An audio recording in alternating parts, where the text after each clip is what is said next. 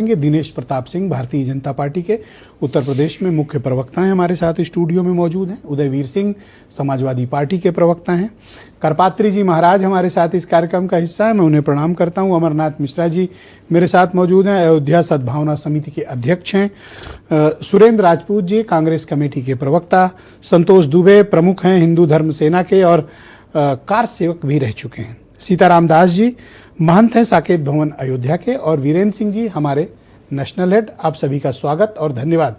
दिनेश जी, मैं कार्यक्रम की शुरुआत आपसे करना चाहता हूं और सनातन समाज ही नहीं पूरा देश और पूरा विश्व ये जानना चाहता है कि चंपत राय, अनिल मिश्रा, गोपाल राव को क्यों बचाया जा रहा है।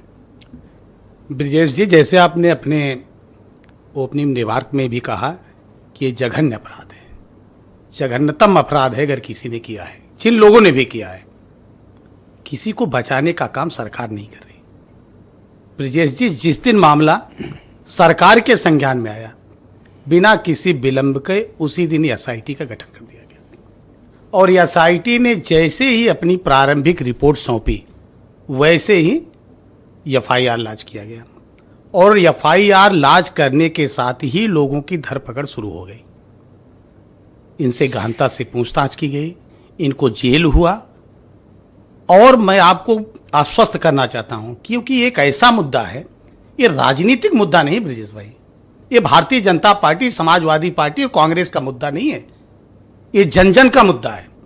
जो देश में है सनातन के लोग या सनातन के मानने वाले दुनिया के किसी भी देश में है, ये सबके आस्था पर चोट है। और उत्तर प्रदेश के योगी आदित्यनाथ जी के बारे में पूरी दुनिया को पता है कि वो किसी को बचाने का काम नहीं करते हैं। हमारी सरकार उत्तर प्रदेश की माननीय योगी आदित्यनाथ जी के नेतृत्व में जीरो टॉलरेंस पर नीति पर काम करती है। मैं आपको फिर से आश्वस्त करना चाहता हूं कि छोटी मछली की बात नहीं है। कितना भी बड़ा से बड़ा रसूखदार होगा और अगर वो इस दायरे में आता है तो उस पर कार्रवाई की जाएगी। रसूखदार का नाम है चंपत राय, एक नजीर बनेगी। रसूखदार का नाम है चंपत राय, अनिल मिश्रा। मुझे कंप्लीट कर लेना। चंपत राय, अनिल मिश्रा, गोपाल राव।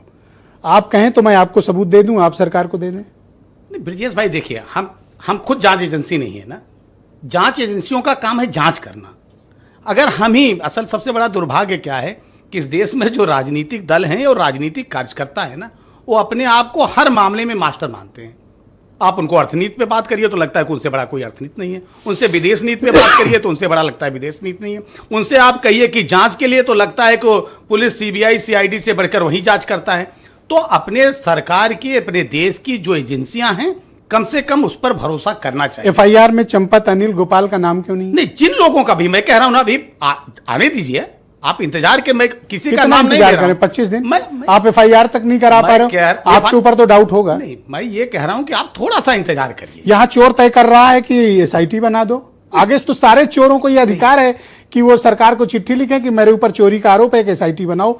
फिर वो तय करेंगे कि एफआईआर किसके खिलाफ होनी चाहिए और वो तय करेंगे कि जेल। जबकि 2-2, 3-3 स्टेटमेंट हैं जो ट्रस्ट के फार्मर इंजीनियर, फार्मर अकाउंटेंट के, और सब कुछ संज्ञान में था। जब जांच आगे बढ़ रही तो उन चीजों तक, वहां तक जांच जारी। तो भाई साहब, आपने अच्छा एक आदमी को बताओ कि रिमांड पे लेके इन 8 में से पूछताछ हुई।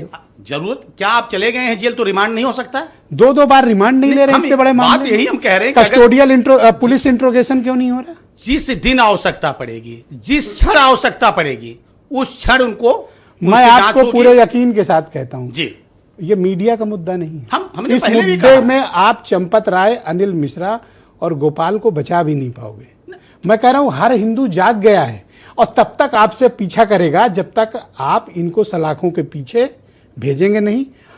आस्था के साथ जो खिलवाड़ हुआ है वो, चंदे का हिसाब और ये जो अन्याय हो रहा है। ब्रिजेश भाई, मैं तो खुद कह रहा हूं ना, ये मीडिया नहीं, ये राजनीतिक दलों का भी मुद्दा नहीं। मैंने कहा आपसे ना, हमने कहा आज आप गिर गए हो तो कह रहे हो राजनीतिक दलों का मुद्दा नहीं। जिस मुद्दे के दम पर सरकारें बनाते हो, लोगों पर आरोप लगाते हो, आज उसी मुद्दे पर आप बेनकाब हो। उसके आगे से बढ़कर मुद्दा है, मैं कह रहा हूं। मैं कहता हूं सपा की सरकार होती है, किसी और लानत भेजते लोग, सपा की, और आप लोग मुंह छुपाए घूम रहे हो। ब्रिजेश भाई, सरकारों में जब आप दूसरे दल की बात कर रहे हैं तो लोग भूल जाते हैं ना समरा वाली का वहां का मंदिर का थैंक मसला, यू सर, धन्यवाद, वहां बहुत का शुक्रिया मसला आपका। पद्मावन का भूल जाते हैं लोग। उदयवीर सिंह समाजवादी पार्टी के प्रवक्ता।